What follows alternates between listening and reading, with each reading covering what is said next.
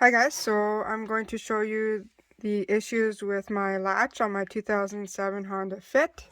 I took the back part out and I've already replaced the part just to make this quicker, but troubleshooting the issue with your latch, most likely it's not the handle itself that's retracting back properly, but it's the cable causing that issue to happen if that is the issue you're having.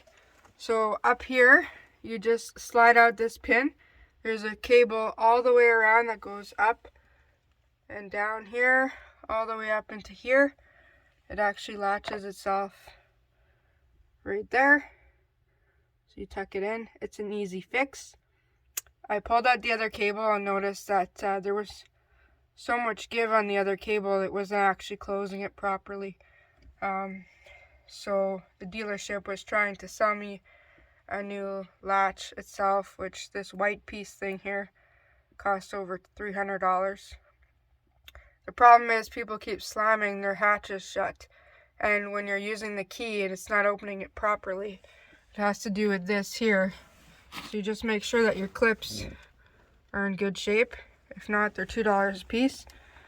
And right in here, what I did was I put on some newspaper, some spray foam, 3 different sizes, and I eventually carved it out with a knife. But this white piece in the back connected to the yellow clip, it gets loose and you'll start wiggling it. You can't get a new part for that yellow cable or here. So you'll notice that this part is very loose. You need a new trunk if that's the case. So my quick fix was just spray foam. Not directly in the car, but on a newspaper, let it foam up to size. And make sure that this bar here is actually pushed back because it seems to be extremely loose. And that seemed to have fixed my issue with the key, being able to open and lock it. I also have a remote start. I'm not able to get the remote start to open this latch fully, which is fine. I fixed the issue with the key. But if your car is locked, what I did here was, so what you do is you push down here and then you push this back to be able to open your stuck latch. You don't need to go to a dealership for that. They're going to charge you $160. You can buy an aftermarket part.